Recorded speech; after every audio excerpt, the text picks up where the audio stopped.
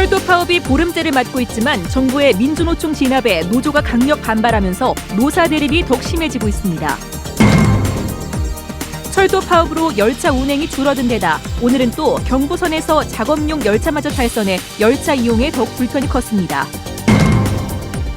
연말을 맞아 보내드리는 송년기획. 오늘은 그 첫 번째 순서로 대구 경북에서 열린 다양한 국제 행사들의 성과를 짚어봅니다. 연중기획 길, 사람, 도시. 오늘은 대구 대표 음식 골목길로 손꼽히는 동인동 찜갈비 골목을 소개합니다.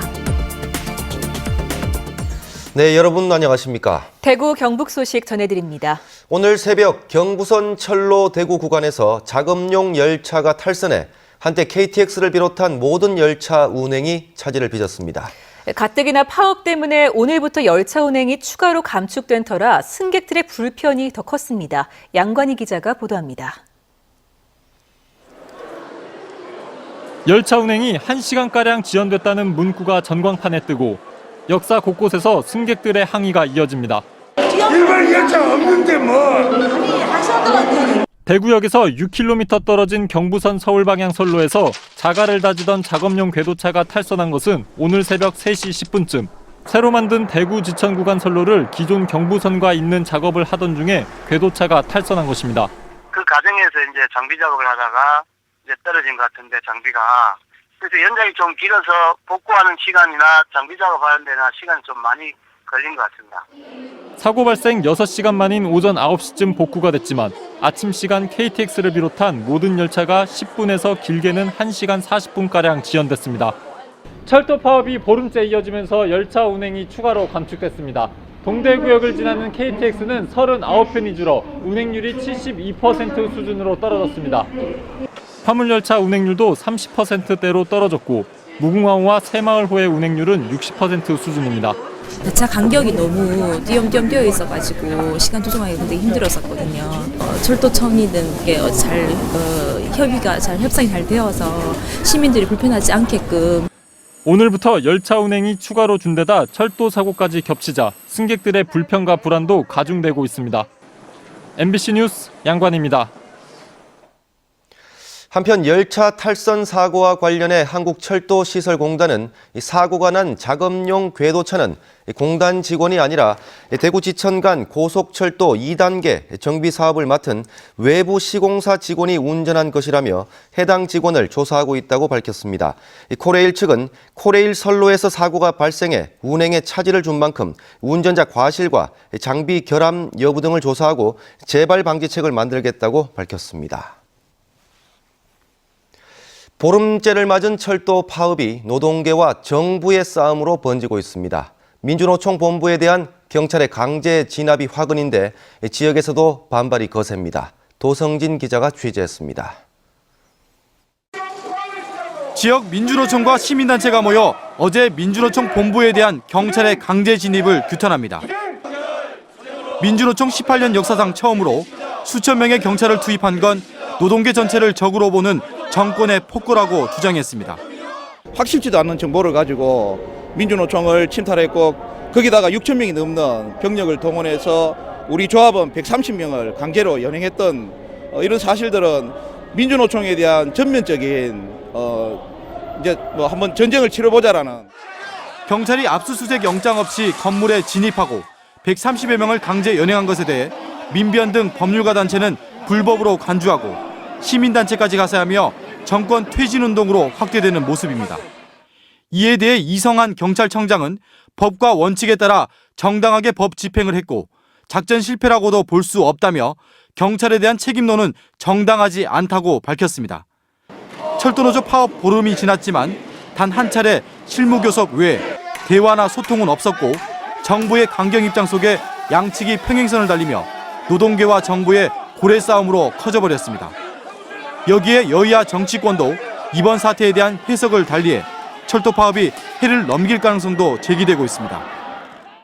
민주노총은 오는 28일 총파업을 결의하고 현 정권 퇴진운동에 돌입한다는 계획이어서 철도노조 파업이 노동계 전반으로 확산될 전망입니다. MBC 뉴스 도성진입니다. 철도 파업 이후 처음으로 영주에 있는 노조 간부가 구속됐습니다. 이딴 열차 사고에 경찰 강제 진입, 이번엔 노조 간부 구속까지 갈등의 불씨가 더 커지고 있습니다. 계속해서 엄지원 기자입니다. 철도노조 영주 지역본부 차량지부장 47살 윤모 씨에게 구속영장이 발부됐습니다. 파업에 주도적으로 참여해 노무 제공을 거부한 혐의로 대구지법 안동지원은 윤 씨가 도주와 증거인멸의 우려가 있고 사안이 중대해 영장을 발부한다고 밝혔습니다. 파업 이후 첫 노조원 구속에 철도노조는 반발하고 있습니다. 수차례에 걸쳐 정부의 이 대화의 장에 나서라라는 것을 촉구한 바가 있고요. 이번에 그럼에도 불구하고 이 철도 노조 간부에 대한 구속 결정은 대화의 의지가 전혀 없다는 것을. 이런 가운데 사고는 끊이지 않고 있습니다.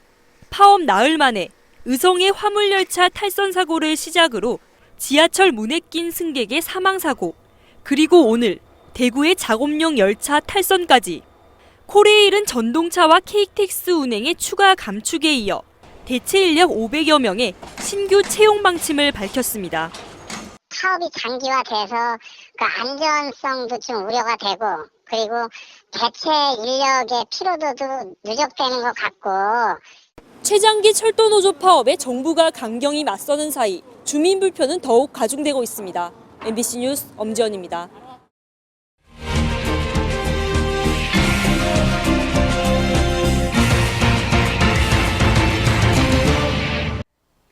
다음 소식입니다. 대구문화방송은 올 한 해 있었던 일들을 되돌아보는 송년기획 뉴스를 마련했습니다. 올해 대구 경북에는 국제 행사가 잇따랐는데요. 세계 에너지 총회, 터키 이스탄불 경주 세계문화 엑스포가 열리면서 지역을 세계에 알리는 기회가 됐습니다. 박재형 기자가 보도합니다. 각국의 에너지 장관급 인사와 세계 굴지의 에너지 기업들이 대거 참여하면서 사상 최대 규모를 기록한 대구 세계에너지총회. 처음으로 공동선언을 채택해 에너지 안보와 형평, 환경, 지속 가능성에 힘을 모으기로 했고, 에너지 분야의 변방으로 인식되던 한국의 위상 강화라는 내적 성장도 일궈냈습니다. The main content of the declaration is that we have a collaboration between the Korean government and the World Energy Council on the trilemma, and we will make sure that the trilemma finds support in the Clean Energy Ministerial Roundtable, which is going to be hosted by the Korean government next year. 대구시는 대구 국제육상 선수권 대회에 이어 대구라는 도시 브랜드를 또 한 번 전 세계에 알리는 계기가 됐다고 평가하고 있습니다. 대구 도시 브랜드 가치를 아주 세계에 알리는 좋은 기회였습니다. 그리고 100여 명 이상의 글로벌 기업 CEO들이 참여했습니다. 이분들과 투자 유치의 기반을 조성한 것이, 네트워크를 조성한 것이 또 큰 성과가 되겠습니다. 세계 5위의 관광도시인 터키 이스탄불에서 개최된 경주 세계문화 엑스포. 동서양 문명이 교차하고 연간 3천만 명에 이르는 전 세계 관광객들이 찾는 이스탄불에서 역대 최고인 500만 명의 관람객이 엑스포 행사장을 찾는 성과를 거뒀습니다. 1000yıllık İpek yolunun 17.000 kilometrelik bu ticaret, ekonomi, umut dolu uzun yolculuğun tekrar başlatılması adına 경상북도는 내년에 해양 실크로드를 개척하고 2015년 실크로드 문화엑스포 개최 등 문화외교를 통해 경북의 세계화를 이어갈 계획입니다. 문화를 통한 융성, 또 일자리, 또 산업, 이걸 지속 가능한 발전을 추진하기 위한 종합적인 프로젝트를 아주 구체화시켜서 나아가고 있습니다. 지난해 국내에서 굵직굵직한 국제행사 개최로 대구 경북을 전 세계에 알렸다는 사실은 분명해 보입니다. 대구 경북 시도민들의 생활 깊숙한 곳에서 이 같은 성과를 제대로 뿌리 내리도록 하는 게 중요해 보입니다. MBC 뉴스 박재영입니다.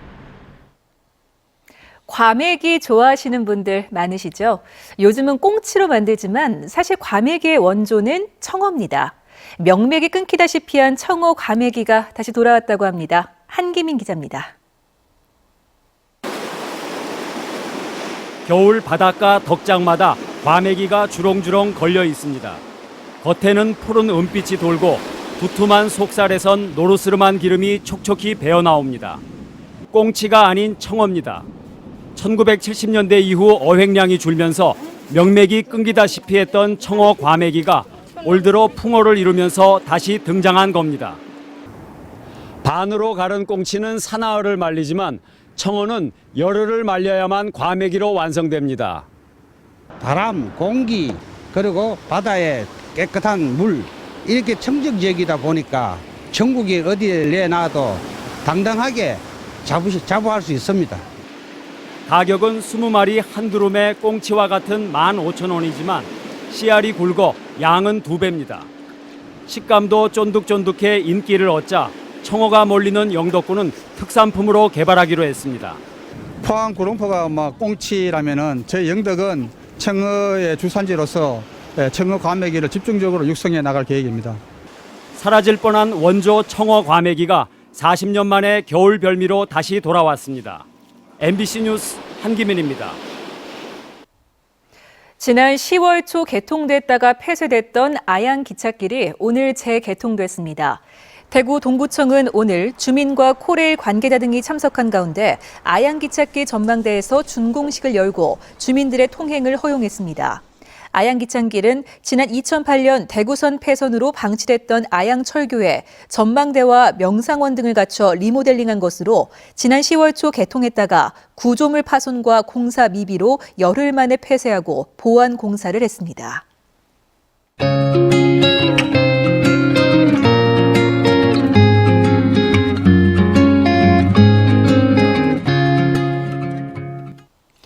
네, 대구의 골목길을 소개하는 연중 기획 뉴스입니다. 오늘은 외지인들로부터 대구를 대표하는 음식으로 인기를 얻고 있는 동인동 찜갈비 골목을 가봅니다. 권윤수 기자입니다. 대구의 대표 음식 하면 어떤 것이 떠오르십니까? 과거에는 단연 따로국밥이 먼저 떠오른다는 분들 많았는데요. 요즘은 동인동 찜갈비 골목을 떠올리시는 분들이 많아졌습니다. 특유의 매콤함으로 전국의 식도락가들을 불러모으는 대구 동인동 찜갈비 골목. 그곳으로 가봤습니다. 네, 어서오세요. 들어오세요.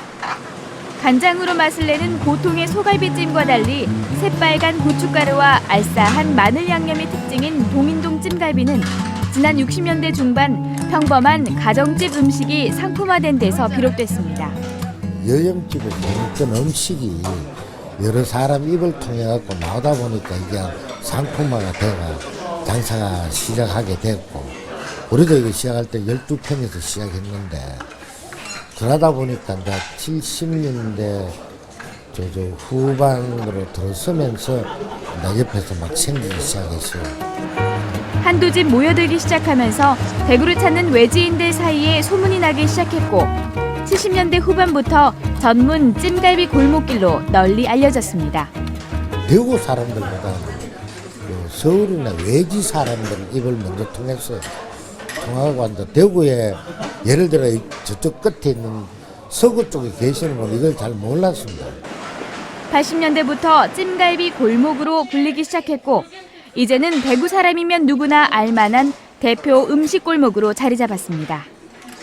부산에서 그 거래소 손님들 오셔가지고 이렇게 찾아뵙게 됐습니다.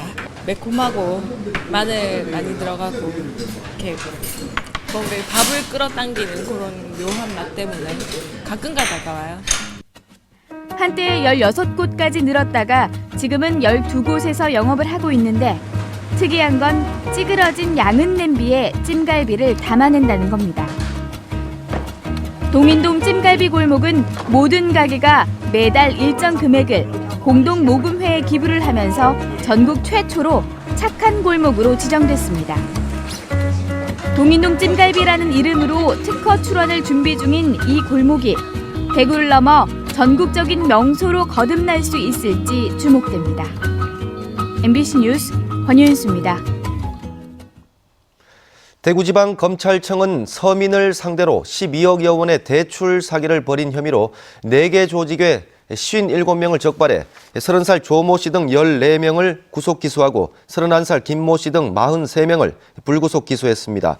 조 씨 일당은 지난해 한 해 동안 제1금융권 대출이 가능하다고 속여 보증금 명목으로 170여 명으로부터 7억 9천여만 원을 챙긴 혐의를 받고 있습니다. 또 김 씨 일당은 휴대전화를 개통하면 소액 대출을 해주겠다고 속여 130여 명으로부터 1억 2천여만 원어치의 휴대전화를 개통받은 뒤 외국에 팔아넘긴 혐의를 받고 있고 다른 조직들도 비슷한 수법으로 수억 원을 챙긴 것으로 드러났습니다. 상주시 선거관리위원회는 지난 8일 비정규 학력을 게재한 명함 1000여 장을 선거군의 아파트 우편함에 투입한 입 후보 예정자 A씨를 공직선거법 위반과 허위사실 공표 혐의로 대구지방검찰청 상주지청에 고발했습니다. 선관위에 따르면 A씨는 내년 6월 지방선거 입후보 예정자로 정규 학력과 이에 준하는 과정을 이수한 학력 외에는 게재할 수 없다는 규정을 어기고 비정규 학력을 게재한 명함을 선거군의 아파트와 행사장 등지에 수차례 배부한 혐의를 받고 있습니다. 대구시가 내년 시정 방향을 미래가 튼튼한 대구, 시민이 행복한 대구 건설로 잡고 그동안 공들여온 대형 프로젝트 추진에 속도를 내기로 했습니다. 대구시는 이를 위해 국가산단과 천복단지, 테크노폴리스 등 주요 대형 사업과 관련해 앵커 기업 유치를 통해 시민이 체감할 수 있는 효과를 내겠다고 밝혔습니다. 대구경북연구원 김희철 김기호 박사는 대경 CEO 브리핑을 통해 올여름 낙동강 조류 대량 발생은 폭염 가뭄으로 인한 수온 상승과 보호 설치로 인한 체류 시간 증가가 큰 영향을 줬다며 정부는 물론 지역 차원에서 체계적인 대응이 필요하다고 밝혔습니다. 또 정부는 보호 중심의 통합 유역 관리 시스템을 도입해 비점오염원 관리 지역을 확대하고 수개별 조류 관리 계획을 세우는 한편 보호 설치 전후 수생태 변화 영향 연구를 지속적으로 해야 한다고 덧붙였습니다. 지난 16일 포스코 건설이 시공하는 산소 설비 공사 현장에서 직원 2명이 질식사하는 등 포항제철소 건설 현장에서 사망사고가 잇따르자 고용노동부 포항지청이 오늘부터 포스코 건설이 시공하는 모든 공사 현장 9곳에 특별 감독에 나섰습니다. 특히 포스코 건설의 안전보건 조치 의무 이행 여부를 중점 점검하고 포항제철소 협력업체도 사망재해가 발생한 공장별로 특별 관리에 들어갈 방침입니다. 대구시는 다른 시도와의 경쟁 끝에 제16차 한중일 환경장관회의를 유치해 내년 4월 28일부터 이틀 동안 엑스코에서 연다고 밝혔습니다. 한중일 환경장관회의는 우리나라의 제안으로 지난 1999년부터 매년 세 나라가 교대로 열고 있는데 환경 문제의 공동 대응과 협력 방안을 찾는 회의입니다. 동북지방통계청에 따르면 올해 지역 사과 생산량은 31만 300여 톤으로 지난해보다 22% 늘었는데 재배 면적이 소폭 증가한 데 그쳐 단위 면적당 생산량은 많이 늘었습니다. 배 생산량은 3만 3,400여 톤으로 지난해보다 10% 정도 늘었는데 재배 면적은 줄어 사과와 마찬가지로 단위 면적당 생산량이 늘었습니다. 대구지방법원 항소부는 지난 2011년 10월 케이블카를 타고 가다 승객 B씨가 12m 아래로 추락해 숨지게 한 혐의로 기소돼 1심에서 금고 1년에 집행유예 2년을 선고받은 팔공산 케이블카 안전관리 책임자 A씨의 항소심에서 원심을 깨고 무죄를 선고했습니다. 재판부는 케이블카에 문이 열린 채 운행됐더라도 숨진 B씨의 자발적 의사 없이는 추락 가능성이 거의 없고 B씨가 자살을 암시하는 말을 남겨 인과관계가 없다고 밝혔습니다. 대구 경북 소식이었습니다.